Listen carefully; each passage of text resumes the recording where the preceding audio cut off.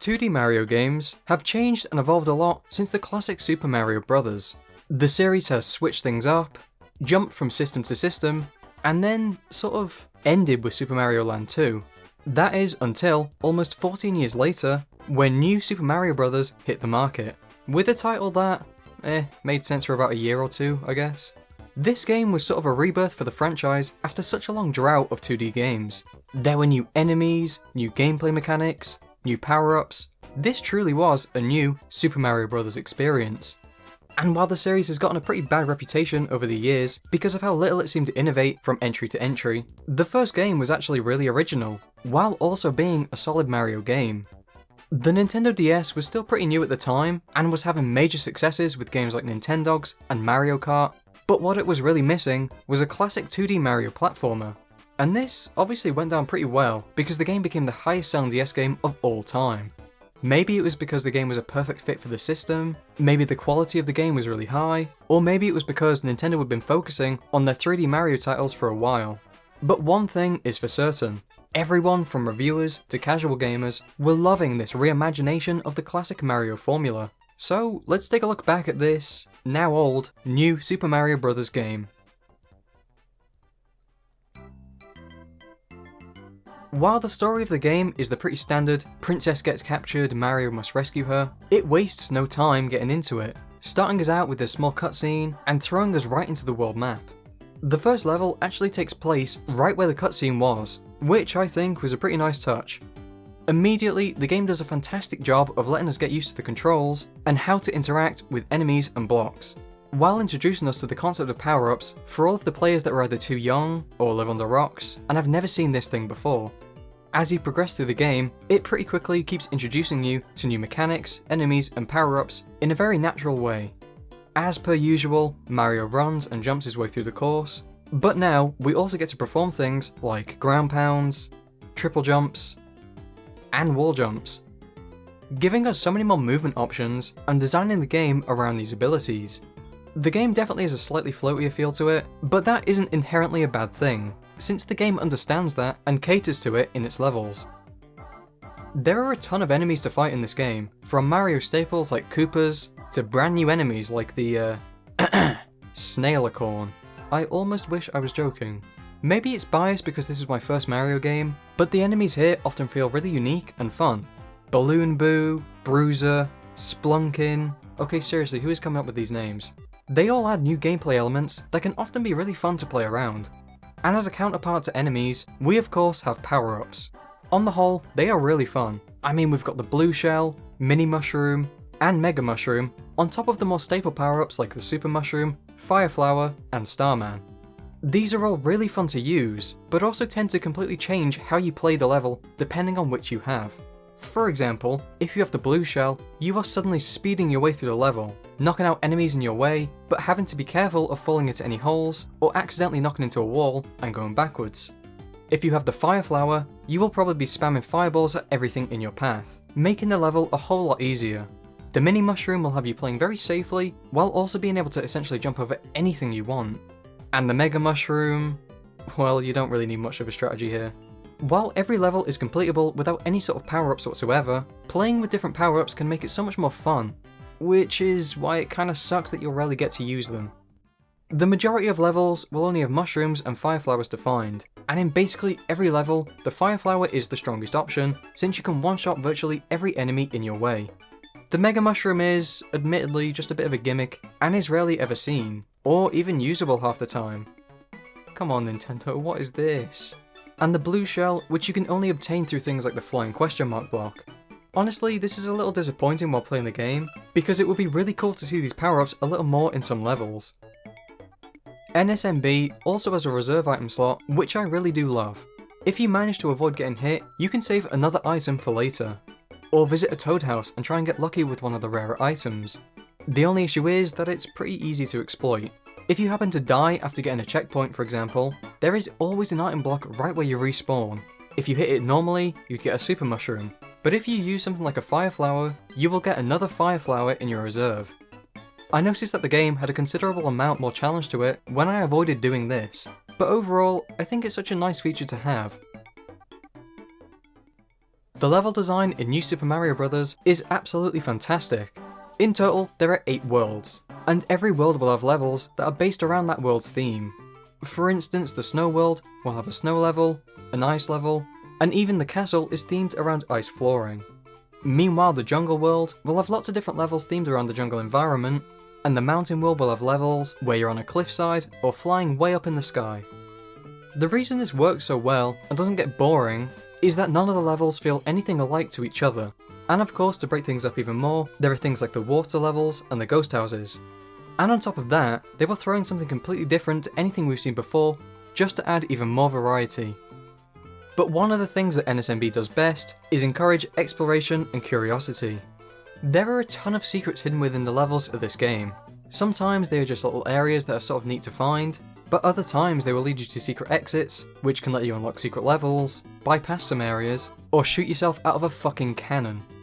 If you were to run through each level as fast as you can, without a care in the world, then you will have missed out on half of the game, because there is just so much to explore, from travelling through pipes, to breaking the laws of physics. There are also a lot of secret areas that actually require you to have certain power-ups. For example, to get to the cannon in World 1, you need to get to this room and, well, I guess just have a sixth sense that you can go through this bit here. Now, if you don't have a blue shell, you can't break through these blocks and have to go back up through the pipe. But if you did manage to find and bring a blue shell with you, well, bada bing, bada boom, you just skipped half the game. Probably the best usage of this though is with the mini mushroom. Not only can you get through tiny spaces, run on water, and fit through the mini pipes, but this power-up also allows you to go to World 4 and World 7 by beating World 2 and World 5's bosses with the power-up. This can honestly be a bit of a challenge at first, since you will die in one hit while mini, and might take you a couple of tries, which definitely adds to the challenge of the game. New Super Mario Bros. Really isn't the longest game out there. It took me under 5 hours to beat all 8 worlds, which, considering you have to go out of your way to actually get to 2 of the worlds, means that this game can be over fairly quickly. And when you take into account the fact that cannons can cut out chunks of the game, it can be really cool for speedruns, but a little less fun for a normal playthrough. If you go through the cannon on World 1, you can get to World 5, which has a cannon that can take you to World 8. You've not even fought a boss yet, and you're on the last world of the game. Thankfully though, not all hope is lost, because if you really want to 100% the game, there is quite a lot for you to do. There are these really big coins called star coins in the game. Every level will have 3 to find, and you can spend them on the world map.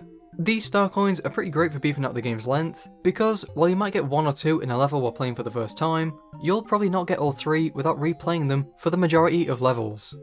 This is mainly because, while playing a level, you have a timer ticking down, which means that you might not be able to thoroughly explore every part of a level on your first try, which encourages a lot of replayability and an extra challenge after you beat the game.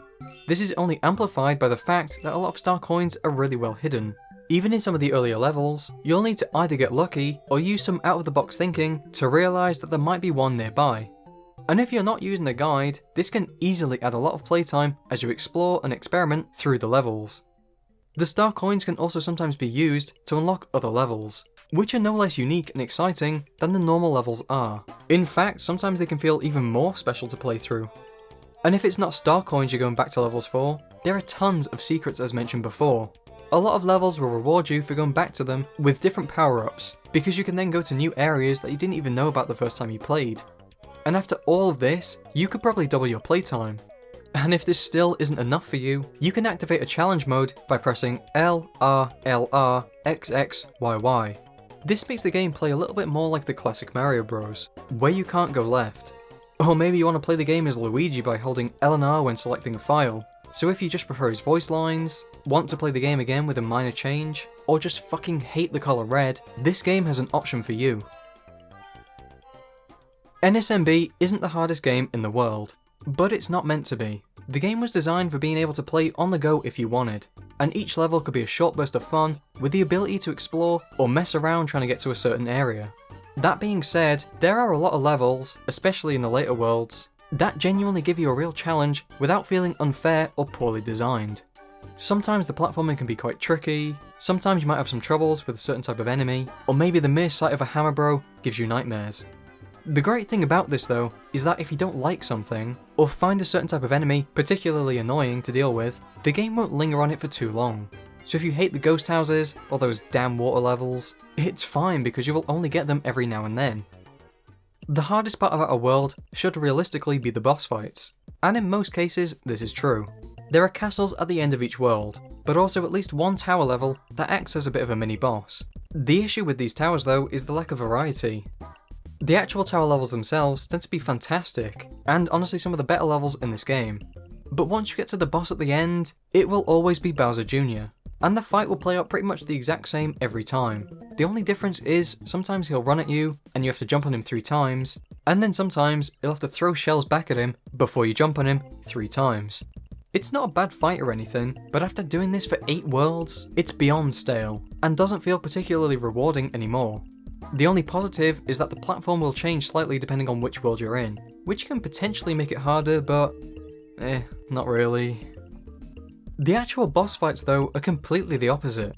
Each world will have a unique boss fight, and while the way to beat them tends to always be jumping on them a few times, their attacks generally always differ from one to another.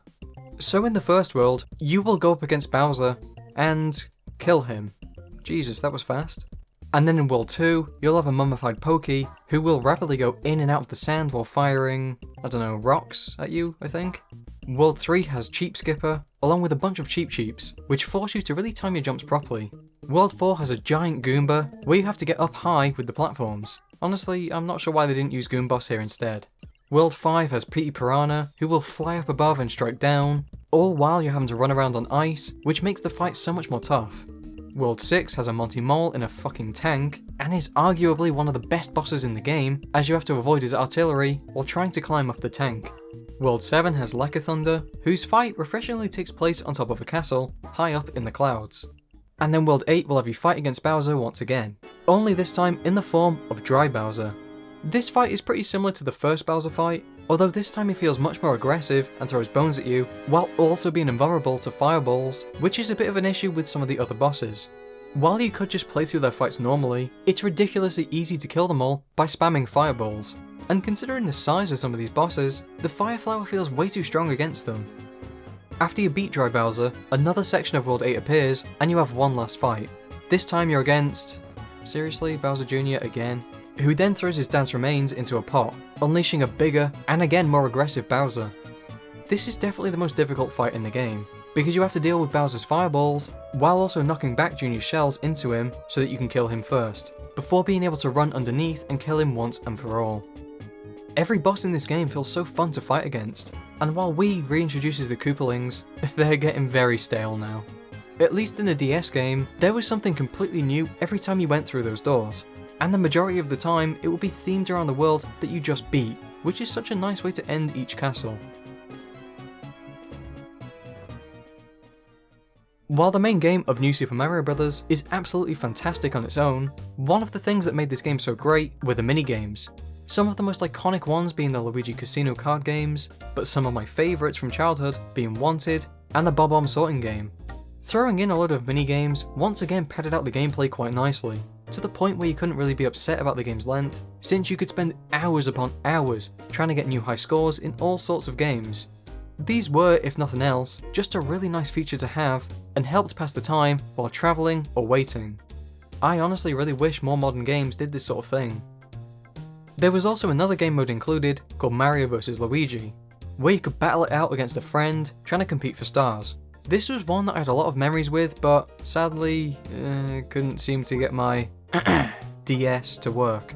I wonder why. There are a ton of things that make this game fantastic. It was the first game that I ever actually owned for myself, and to this day I still remember turning on my DS while sitting on the floor playing the hell out of this game on Christmas Day. And while playing through the game, I still feel the same way as I used to when bouncing on the pink mushrooms, or struggling on a certain boss, or getting chased by a giant eel. New Super Mario Bros. Might not be new anymore. As weird as it is to say, this game is actually pretty old. 17 years old. But when going back to it, nothing felt dated. In fact, it still to this day feels like an extremely unique and original Mario game, which I guess is what the new actually stands for. It's not just new in terms of when it came out, but it's also new in that this was a new way to play the game. New graphical capabilities, new enemies, new items, new levels, new ideas. Even if it's old, this will always be New Super Mario Bros. And it will always be one of my favourite games of all time.